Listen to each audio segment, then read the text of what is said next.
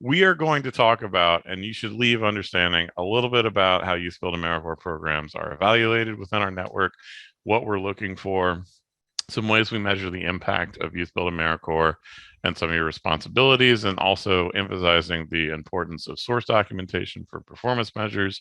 And then we're going to do a file review of all the things that we've been talking about, especially yesterday.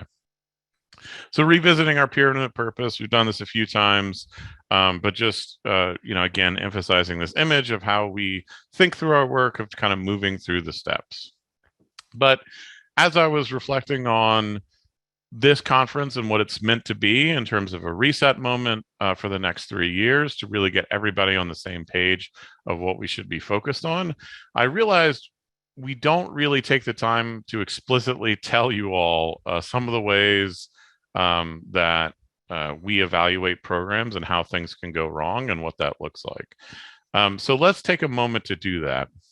We'll start with some foundational things that we have expectations for every grantee around and what sort of the different scenarios are. And we will have a pause for questions. So you can please put questions in the chat box, but we will pause towards the end of this section to answer some questions. So the first one is, we've talked about enrollment and this idea of filling slots and what that means. We talked about some strategies on Monday in terms of you can do re-enrollments and things like that. But I don't think we explicitly state anywhere, other than maybe the sub-grantee agreement, that we really are looking to try and get back to 100% enrollment for all of our programs across the network. Now, I know we've had a lot of challenges over these past 3 years with the pandemic and other things going on. But we want to be in a place where every program is given a grant award that they are able to meet the slot obligation for. So for some programs, we reduced the number of slots that we're giving them at the beginning of the year because, again, the goal is we want the grant award to match what each program is capable of. And so if your program is not in a position to fill all 100% of the slots, then we don't want to give programs more than they're able to do. In addition to that, with Matt Clerico in his new position as the director of associate director of new site development, we are really looking to bring on new programs into our network.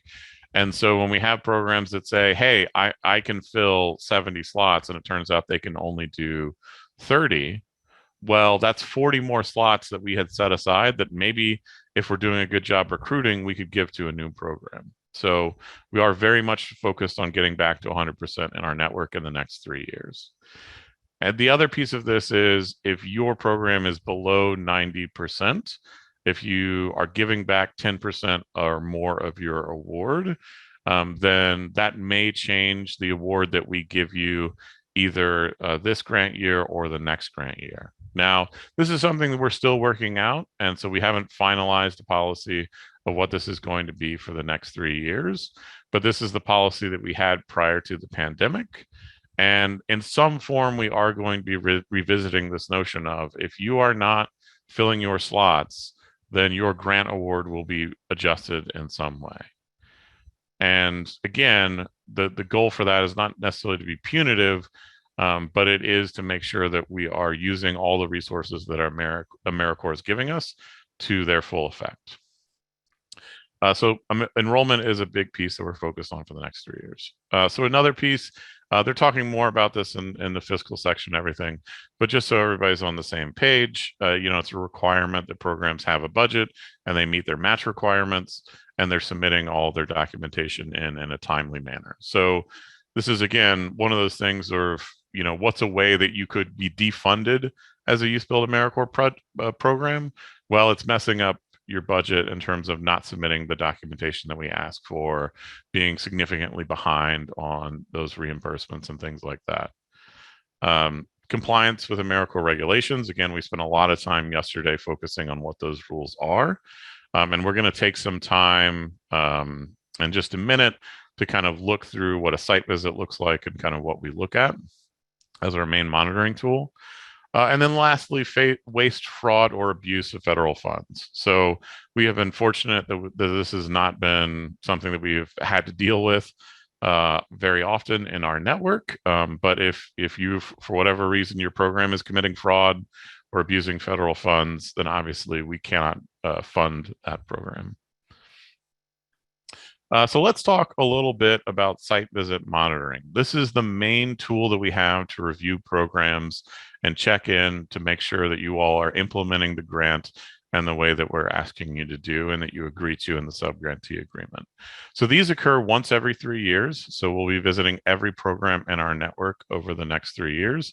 So we're going to sit down, in September, October, start coming up with a plan if we want to visit. We'll start letting programs know during the October conference calls if you have a visit planned for the first year of the 3-year grant cycle. And then when we come out, and we're hoping to do all of these are in person, there may be circumstances where we do remote monitoring, but the goal is to do all of these in person. So we're going to look at your files, and I'm not going to go too deep into that because we'll have a file review activity in a bit. We're going to talk to staff members. We're going to talk to members. We're going to review your AmeriCorps specific policies. We're going to evaluate your program in terms of how is it in terms of the culture there. And then we're also going to look at the performance measures that you report and the documentation around that. So let's kind of dive into each of these again. So the file review, when I was coming up with a list of what we're looking for, it is actually incredibly complicated.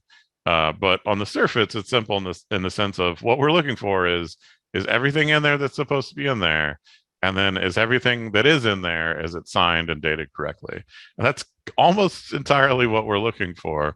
But when we do that file review, you see how complicated it can get and how easy it can be to make some mistakes around this, unfortunately. So I do want to talk about, though, when we're doing that file review, when can you really get in trouble? What are the things that are truly problematic? So the first is around criminal history check enforcement. So I think we may have mentioned this in passing during some other presentations, but let's take some time to break this down. So for the criminal history checks, we went over the process that programs need to follow in order to make sure that these are compliant. What we didn't necessarily talk about is, so what happens if something is non-compliant and we see it during a monitoring review? Well, AmeriCorps has set out very specific guidelines of the process that we have to follow, and it involves reviewing every criminal history check from an active covered position at the time of our monitoring. So we have to do an expanded scope review of files. And then if we find anything, or even if we don't find any further non-compliance, we have to report our findings to AmeriCorps. And this may result in the disallowance of staff time, full-time member, or full-time member living allowances. So that's why it's our standard procedure that we review all staff criminal history checks and all full-time member criminal history checks prior to them being allowed to reimburse under our grant, because we want to be a second set of eyes on those checks to make sure that they are compliant, because in the event of a monitoring where we find an issue, this is where you could be potentially liable for paying back some money. The other piece I'll say about this is, even though we do that additional review on staff and full-time members, even if we clear a check, it is still ultimately the program's responsibility if it turns out that that check is non-compliant. We do our best to make sure that we are being thorough and doing a good job of reviewing those, but we still make mistakes in terms of our reviews, or there may have been a change in the process that resulted in errors. So I just want to emphasize, it is still ultimately the program's responsibility if there is a problem around staff or full-time member checks and it's discovered during a monitoring. So all that to say is, please, please, please get your criminal history checks correct. And if you are uncertain about whether something is correct, give us a call and we're happy to talk through and walk through it, because we don't want to be doing enforcement actions. It's a very unfun process for everyone involved. But unfortunately, it is required by AmeriCorps. And the reason that AmeriCorps is so stringent around this is they have to answer to Congress every year around how they are following their own guidelines. And every year since the Serve America Act was passed in 2009, they have had to report to Congress that they have failed to meet their obligation around enforcing criminal history checks within their network. So this is something they very much want to, a problem they very much want to solve. And so they are leaning on us to apply additional pressure to you all to make sure that this is done correctly. The other area is disallowed education awards. Now, it is not our policy at Youth Build USA to disallow education awards. This is not something that we do. It's not something we plan to do. However, if there is a monitoring by AmeriCorps or the Office of the Inspector General, this is one of the first things they look at because, again, they're trying to find fraud, waste, and abuse. And ultimately, in some ways, they're trying to justify the expense of them coming out and conducting a review. And so they will look at all of these things to make sure they are in order. So, how can you have a disallowed education award? The most common issues would be a missing or unsigned hour log or missing exit documentation around, say, like a partial exit. So those are some of the ways that those could be disallowed. I guess I will also mention that because this is a practice of AmeriCorps, they have currently not asked us to start disallowing education awards, but I would not be surprised if they reviewed our monitoring practice and decided that this is actually something that we have to do moving forward. Again, not something that we want to do, but this is a way that the program might be responsible for paying back money. So please make sure you have this in order. Another piece of this is when AmeriCorps or the Office of the Inspector in general is auditing us or a program, they will often require us to send them our monitoring reports. And in our monitoring reports, we do show where there might be issues with disallowed education awards. So that could be a roadmap for AmeriCorps or the Office of the Inspector General to find these issues. I mean, again, we're not trying to put those issues on the program, but we are required to follow these regulations and are required to provide that documentation when asked by AmeriCorps. And then the last thing, which again, we're on kind of the program side of things, so I won't get into details around this, but if there are issues on the fiscal side in terms of how the money is being handled, either through match or expense, that can also result in disallowance and the repayment of funds from AmeriCorps, or required repayment of funds by AmeriCorps. All right, so that was a tough one. Let's talk about something that's a little more fun, is staff interviews. So, while we're out on the site visit, we talk to different staff of the program. We talk to the AmeriCorps coordinator / manager. A lot of that is really just an understanding of how is your AmeriCorps program operating. So we have a saying in the Youth Build Network: once you've seen one youth build, you've seen one youth build. And so every program is different, and we want to spend some time getting to know your program and how it works. So a lot of those questions are geared towards that. There are also some required questions like, are you following the Drug-Free Workplace Act and things like that. But for the most part, these things the programs are fairly already doing and are fairly straightforward. Then we talk to the primary service track managers. So for most of you all, this will be the construction manager, but say you have a conservation track or recycling track, we want to talk to those individuals as well. And we want to understand how the primary service track is being implemented at your program. And one, we're looking for the compliance side of, are these allowable activities? Should they be doing this and earning hours? Like say for construction of low-income housing, are the members working on specifically low-income housing, right? Is that allowable? Are they doing the things that are listed in their position description? So we want to be asking those questions. But a lot of it is just gaining an understanding of how it works and also understanding how service is emphasized or talked about by those managers, because that is, again, our interest in promoting service, making sure that is happening. On the education side, again, just sort of understanding the education staff and their understanding of AmeriCorps, as well as sort of getting into how does the education component work at the program, so that we have a better understanding of how it operates, and are there ways that we can integrate maybe service learning into some of that work. So talking to staff, usually a fun time. Talking to members, my favorite part of the site visits is talking to members. We don't get to interact with the young people a lot in our role. So it's great to be able to sit down with the members and talk to them. So we're talking through what is their understanding of AmeriCorps. And you might be surprised how many times we talk to a young person and they have no idea that they're even enrolled in AmeriCorps, right? So we want them to have a base understanding of how they're AmeriCorps members and some of the things that entails in terms of their understanding of the education award, their understanding of AmeriCorps prohibited activities. Usually if they can say don't burp, then that's a good sign. And we want to make sure that they're aware of sort of their rights and responsibilities as a member, especially as it relates to earning hours and earning that education award. And then evaluating, how connected are these young people to the service and the impact they're having on their community. And, in my experience, the young people are very candid and often give us detailed responses about what's going on in the program. But those are always great conversations. We also look at policies. So we have a criminal history check policy and a suspension early exit policy. So we have those templates. I don't know if we can put that link in the chat to our template page. And then there's also a data one as well. So we do require programs to have a criminal history check policy. It's recommended that you update that policy every year. You can use our template if you're using TrueScreen and Field Print.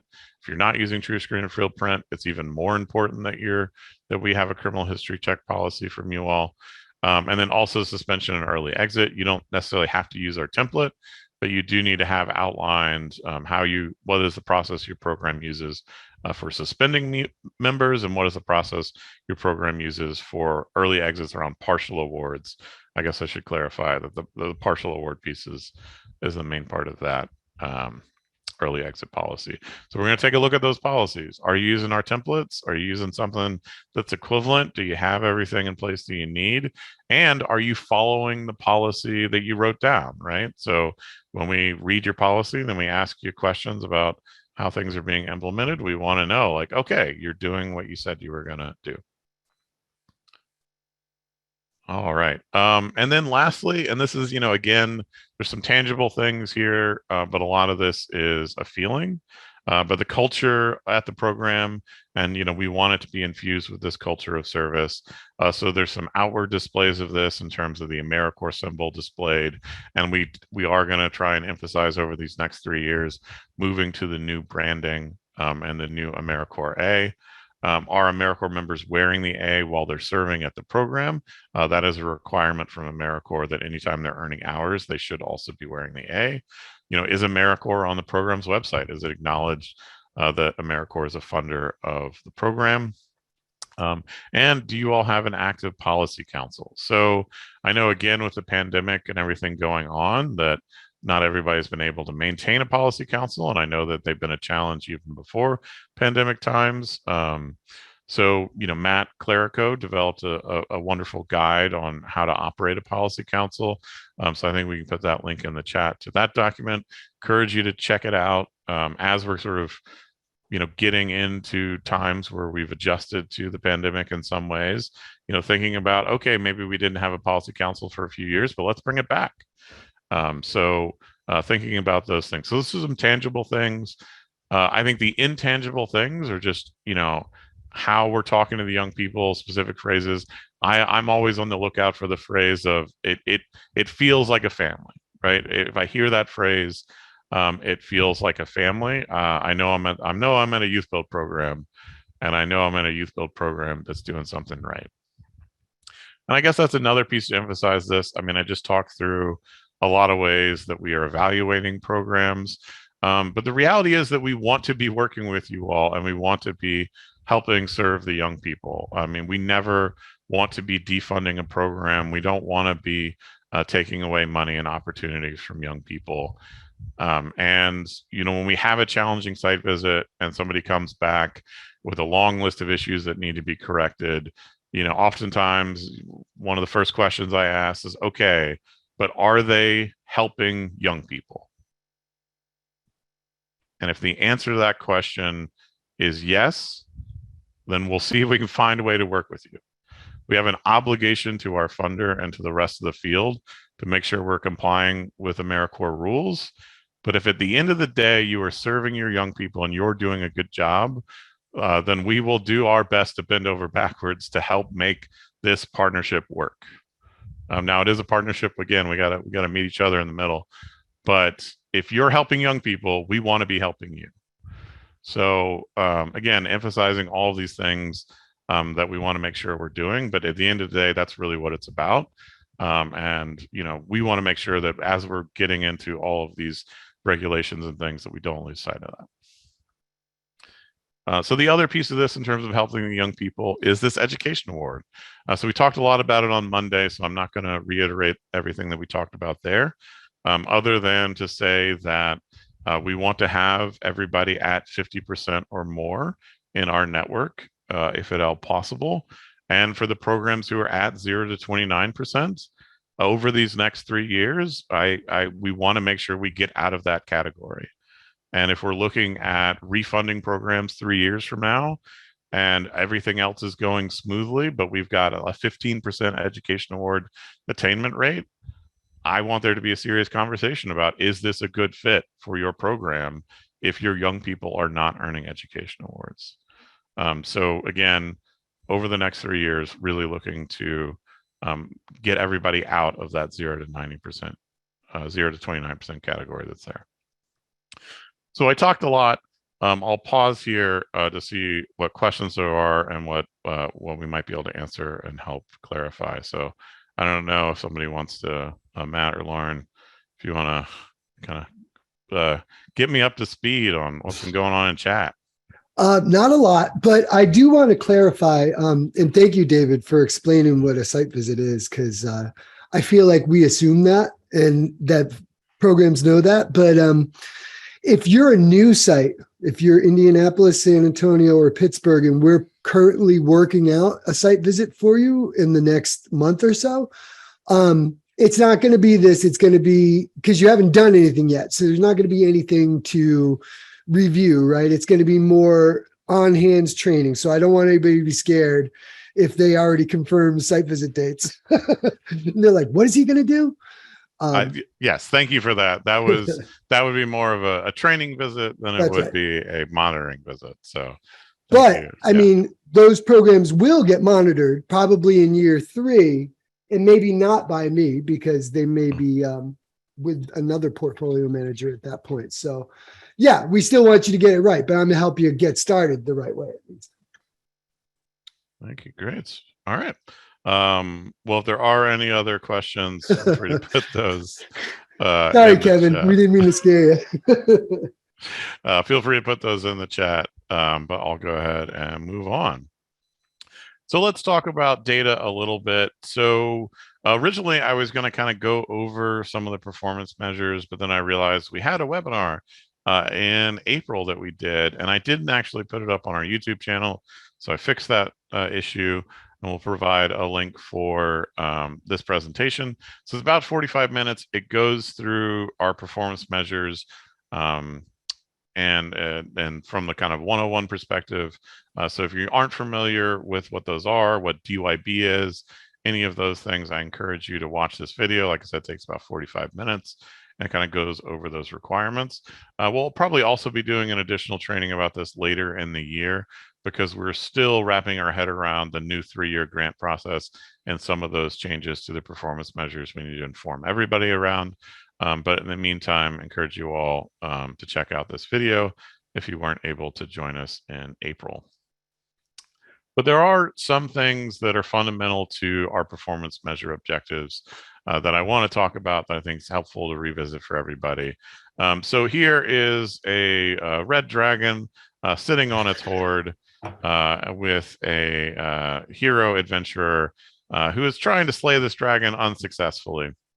And I use this image because in the D&D world, one of the problems is your party may not have a good sense of what kind of challenges they can take on.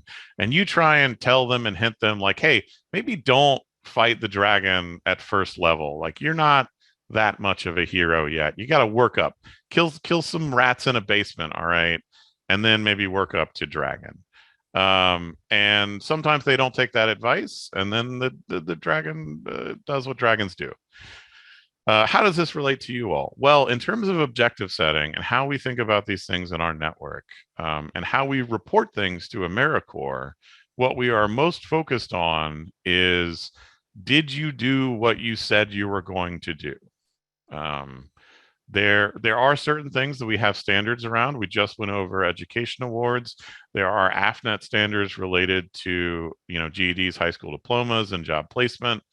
But for the most part, we are not evaluating a program based on, well, you put you were going to have 10 volunteers and we want you to have 100 volunteers. We don't set a measure around how many volunteers your program needs to have. We trust you all to determine what makes sense for your program around recruiting volunteers. But if you put 100 volunteers into your objective, then it is our expectation that you will recruit 100 volunteers. So please take the time as we're setting objectives when we get into the 22-23 grant year and we're going through that process, in October for that reporting period. Don't take on dragons you don't need to, okay? It's great to set stretch goals for your program, to have high standards, to stretch yourself. But in terms of reporting for us, please set reasonable and attainable goals. And the reason for this is how our reporting to AmeriCorps works is we take the objectives that you all set and then we bundle them all up and then we send them to AmeriCorps and we say, this is what we're going to do as a network. And AmeriCorps comes back to us, and for the most part, they're not necessarily worried about what those numbers are. What they're worried about is, did we say what we said we were going to do? So please set reasonable objectives for your program as you're kind of going through this process. The other piece in terms of just thinking about, and it's helpful for objective setting, for folks unfamiliar with DYB, again, I'm not going into it here, but there's that video that you can watch. But here's kind of what DYB looks like for some of our outcome objectives. The other thing is, from AmeriCorps' point of view, in terms of how we count things, is a number of our member-related objectives are filtered through economically disadvantaged and successful. Now, economically disadvantaged is somewhat vaguely defined, but it's checked off in DYB, and most of our young people meet these requirements in terms of they're eligible to receive government services based on their income. But successful is earning a full or partial education award as a member of Youth Build AmeriCorps. So, when we're looking at, for example, how many economically disadvantaged successful Youth Build AmeriCorps members are expected to earn a high school diploma or high school equivalency within 30 days of leaving the program, we are only counting those young people and sending to AmeriCorps the young people who earn their education award and are earning their high school diploma and equivalency and are also economically disadvantaged. So that can change how you set these objectives and how you think about them. Now, that said, we still collect the information on the young people who are earning a high school diploma but not earning their education award. We report that as supplemental material to AmeriCorps. But in terms of what we end up reporting, it's filtered through that lens of successful, which is earning the education award, either in terms of full or partial. All right, so the next piece I want to talk through here is documentation. So this is something that we had emphasized a few years ago, but on the site visits that we have done for the past couple years, it has been an issue that has been raised multiple times in site visits. And so this is something that hopefully we can solve in this next 3-year grant period, is asking you all to use our templates, and those are available on our website. Use our templates to fill out the documentation that's required around housing and volunteers. So we have this housing unit tracking form we want everybody to fill out. We want to make sure there's logs of volunteers. And there's kind of different tools you can use to help kind of report on those. And then also just kind of like source documentation around, member things, which is usually relatively easy to find in terms of copy of a GED, offer of a pay stub for a letter. But the end goal of all of this is, and if you need more information about this documentation, again, there's that video. We also have a manual on our website that walks through this. But the end goal of all of this is hopefully when we come out on a site visit, you have a binder or a folder or something, and we pull up DYB and we say, hey, I see you reported 17 volunteers. Can you show me in your documentation how you got to 17 volunteers? And you say, why, of course, David. I listened to that presentation you did at the management conference. And now I've opened up this binder and I've pointed to this page that is using your templates. And then I will say, yes, that is an excellent job. I don't know why we're talking to each other like this, but I appreciate you remembering to do your performance measure documentation. So that imaginary conversation aside, so please make sure you're doing this. It is something we're going to look for on our monitoring visits over the next 3 years. I want to stop putting it in site visit letters and citing programs for it. So please, in the words of Shia LaBeouf, actual cannibal Shia LaBeouf, which is a whole nother thing. Sorry. Well, I won't get sidetracked by his cannibalism. Just do it. Just please put in your backup documentation for your performance measures. We just want to make sure it's there. We have templates for it. It's straightforward. We just want to make sure that it's happening.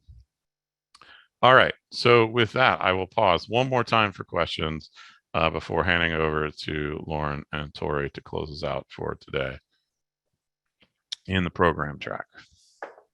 Hey, David, this is Mike. Hey, Michael.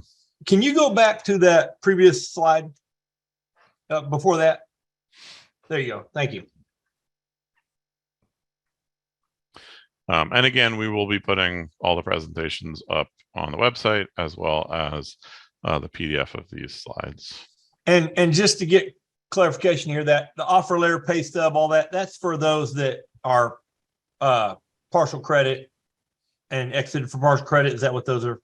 The purpose of that? Well, so I guess circling back. So we didn't talk through all the performance measures, but one of the things that we track is members placed in employment.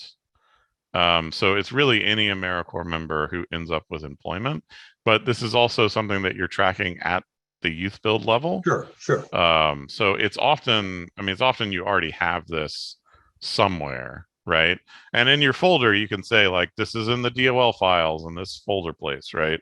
Okay. So it's not necessarily that you need to recreate all of this for AmeriCorps, especially these things, which are member documents. But there needs to be some record you can point to. And, when you say like, Gerald earned a GED, okay, well, what's your record of that, right? All right. Gotcha. That's that was my next question. So you answered them both. Thank you. Okay, no problem. Any other questions?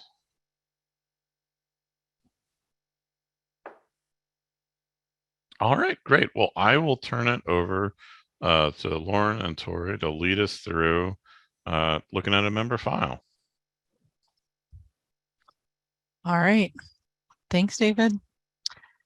Okay, so we are going to do a review activity here. So we're really going to be calling back to everything that Tori and I presented yesterday. So we brought you through an entire member file paperwork process over the course of our 2 sessions yesterday. And so what we're going to do is we have created a sample member file. I'm the staff person listed on all the documents. So I am a staff person at a youth build program. It's Youth Build Anytown. And I have put together a member file for a young woman named Janice. And I'm going to share the file with you all. And so we're kind of reversing roles. It's going to be up to all of you to put on your monitoring hats, look at this file, review it, and figure out if I made any mistakes. And spoiler alert, I did. So see how many you can find. And the way we're going to do this is I'm going to split you into breakout groups. And hang on a sec, let me just get you the link. I want to make sure. So I've just dropped a link to a Google Doc into the chat. So if folks can start clicking on that and just make sure this is opening okay for everyone. I want to make sure everyone can open that and start to look at that file. Then I'll break everyone into breakout groups. And just a reminder, when you get in there, make sure to introduce yourself, say where you're from. One of the big things we miss out on from in-person conferences is the ability for all of you to meet and speak with each other. And I'm going to give everyone, I believe, about 15 minutes in breakout groups. So open up that file and talk amongst yourselves about all of the different things you can find in that file that maybe need correcting. And then we'll come back together in a big group, try to take good notes. We'll come back together in the big group. I'll have the file open on the screen for us to all look at together, and I'll ask all of you to report out on what you found. So can I get some whys in the chat box? Just you were able to get in the file, everything there is clear. Any major questions or something that, okay, cool. Awesome, okay. So glad that worked. Okay, so let me get out of here and let me set us up with breakout rooms. Just give me a minute.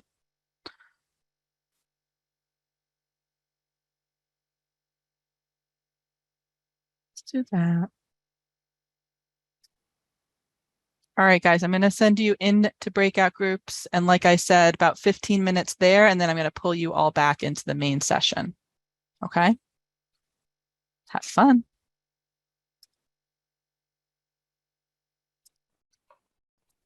All right, and welcome back. I think folks are starting to come back from breakout rooms. We have like 30 seconds or 12 seconds until it really kicks everyone out. So I'm just going to wait for that so we know everyone's in here.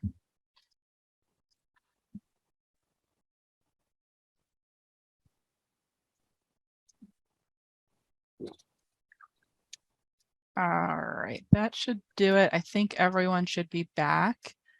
Hopefully that was a good exercise.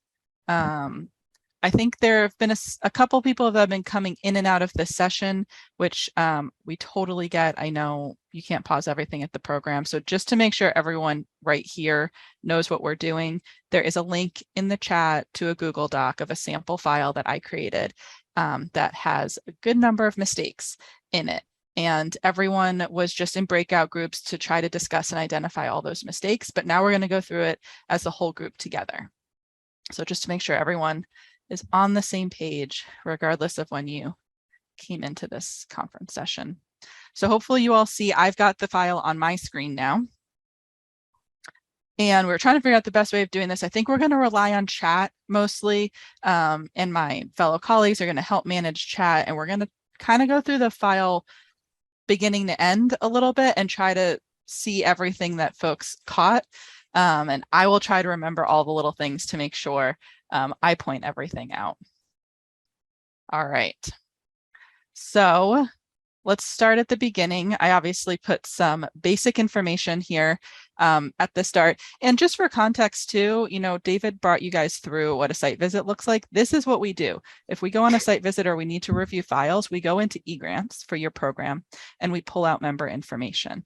Then we ask you for the file and we're comparing some of the information in eGrants to what you have in the file. So this is really mimicking what we do when we do a file review. And obviously that information is important as you're looking through the documents. So I started things out in the file with an application. Was there any problems with that? Yeah. Yes, fair enough. And I tell me everything and I'll totally take it all. There's probably some forms that I did not fill out completely. Also, Janice's narratives were pretty lacking in details here, to be fair, also. For sure. But yes, you do, for all forms, you want to make sure that all of the different fields are filled in. So absolutely. Okay. For the most part, the intention with the application here was that it was here. The application was included for Janice.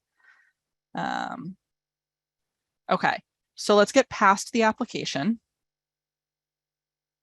and let's focus in here on eligibility. So just to focus us on like one part of the file at a time, start shooting out things about this eligibility form that maybe isn't entirely correct. All right, I'm seeing dates, no address, no start date is before the form was signed. Yep. A date is missing. No signature on page 2. Yep. EVF is not signed. No boxes checked at the bottom of page 1. Absolutely. Good catch. Okay, so I'm going to try to go through this. Hold on, let me get my tool here so that we can go through this. I'm going to try to remember all of the things. I think you guys got everything when I was just looking through everything you put into the chat. Big thing is down here, right? We'll talk about criminal history checks because I don't think I got those right either, right? So we'll talk about criminal history checks when I scroll down a little. Down here, I missed these boxes, right? Those are really important boxes. I breezed through that, I think, a little bit in the presentation. I just said it's important to certify and sign. So there's a box here that you need to check off to say that you let the members review the results. And I forgot to check off that I'm telling this document that the member's eligible. You can't forget those check boxes. I signed the form after the start date. So that's a big one. Okay, so ideally the start date was 1/17. This form should have been signed on 1/16 or earlier. Okay, and like a lot of you identified, both sides of the form that should have been true for, right? So over here, I probably printed out this form, filled in everything I could to begin with, including my name, right? I do that a lot with paperwork, but then I forgot to come back to it and sign and date this side of the form. And we were already saying this to somebody who popped into the big room early. Most of the little things that I peppered throughout this file are things that we see a lot of. So we know there's so many little things to putting a member file together, but please do note all of these little things and try to remember because we know it's easy to miss things, but missing the signature on the second side of the EVF is a pretty common one. So just try to remember to sign and date everything. I'm thinking to myself, I think that was it, and we should dive into the support documents for the EVF. So several people pointed out the address wasn't on there. That was part of, we were debating where the member should be from, and we didn't circle back with an address. So yes, good catch. Yeah, and absolutely point out all the things I didn't fill in completely in this file. All right. What I learned that I have to do here, unfortunately, I have to clear all of this and now scroll again. Okay. What about my support documents? Was everything all set here in terms of the IDs? Yeah. Yeah. So the big one, and I maybe should have given a little more context. So yes, the birth certificate wasn't perfect to read. It's a little bit hard to find blank sample birth certificates online, and I didn't want to use anybody's real one, obviously. So yes, I mean, you need all of the support documents you put in here to be fully legible. You need to be able to read all of the fields. It's a really good point actually across the board. The big one that I wanted to point out was the missing signature on the Social Security card. And it looks like a lot of you caught that. We know this from experience. We went through something where AmeriCorps was asking us to send in lots of Social Security cards. Raise your hand if you were here for that. That one was fun. And it was sort of hit and miss. A lot of times when we were sending those Social Security cards into AmeriCorps, they would bounce back and say, it's not valid, it doesn't have a signature on it. So it really is important that as you're collecting Social Security cards from members, you're making sure that the signature is on there. Okay. Again, I've got to clear stuff. So let's talk about these criminal history checks. I ran them, right? I've got TrueScreen and FieldPrint checks. But what did you guys find? Let's do TrueScreen first and focus the conversation on TrueScreen and start telling me what I didn't get. Awesome. Okay. Not adjudicated. So I'm really glad. I hope everyone caught that. these are the only pages I put in the file, right? This first printout, and then I went right into field print. So there's nothing in this TrueScreen documentation that proved adjudication. So when I first built this, I did build out the whole thing. So I just want to also illustrate why this is really important. This is what you all looked at. Okay. So it tells me the name. I've spelled the name correctly. And it tells me the checks that were run. Everything on this document tells me that the delivery date was January 14th. If we go back to my EVF, that's the date I put on the EVF for TrueScreen. But once we go into the adjudication section, and if I actually remember to print this out, I didn't adjudicate this check until January 16th. And that's the date that needed to be on the EVF. Now, I made it in this case that didn't actually matter. I actually just squeezed that adjudication in before the start date. It was a day before the start date. But that's why it's really important to print out the adjudication page, because this, just to make it really clear where I am, this is the date that this TrueScreen check was complete, and that's the date that needs to be on the EVF in the TrueScreen section. All right. If there's anything not clear, shoot it into chat, or even, come off mute and just let us know. But there's something else. I was supposed to say there's another thing that people haven't put in the chat yet. Yeah, there's something else about this TrueScreen check. Did any group catch it?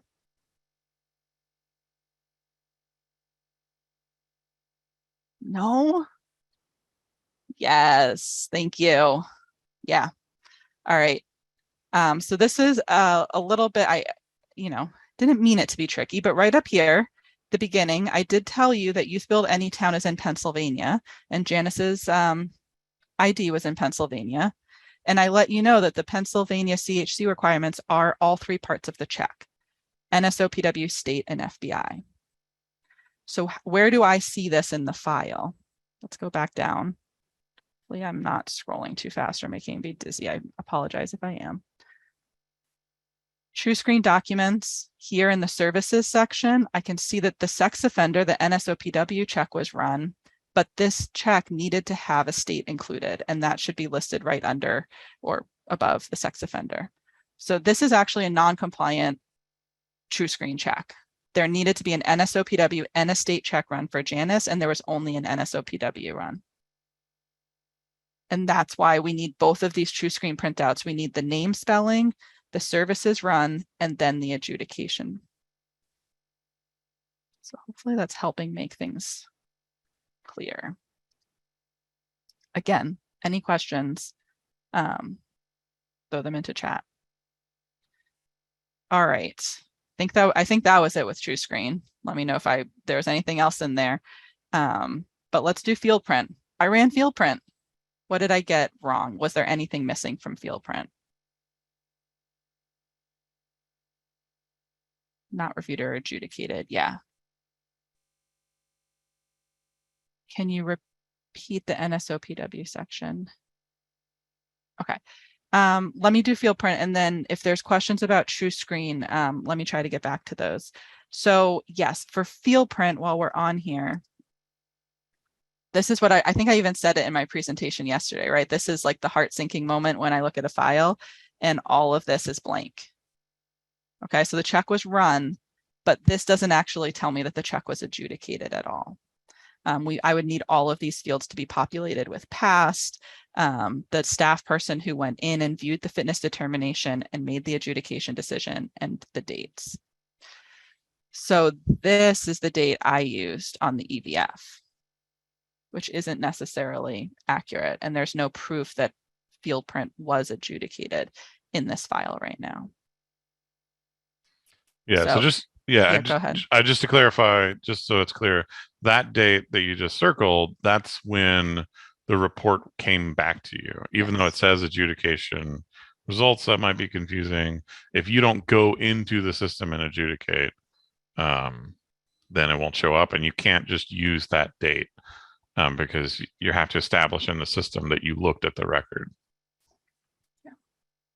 Yeah, field print makes it unnecessarily tricky by using the word adjudication down there in that final line. Try to ignore it. And your big clue is if all of this is blank up here, you're not done. That's really the biggest clue.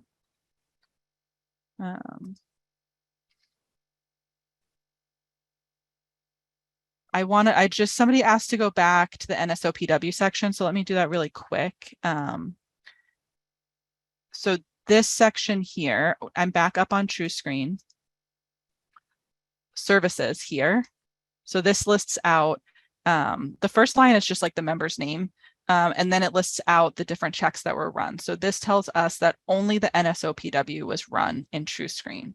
If a state check was run, it would be a whole different line on here, telling us that both of those checks were run. And it would be very clear that 2 checks were run. Because in the state of Pennsylvania, where this program is located, it still requires both the NSOPW and the state.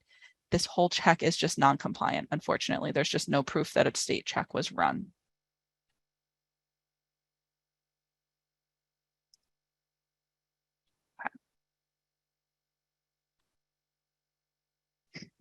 Let me keep moving down because we're short on time. So I just want to make sure we touch on everything a little bit at least. So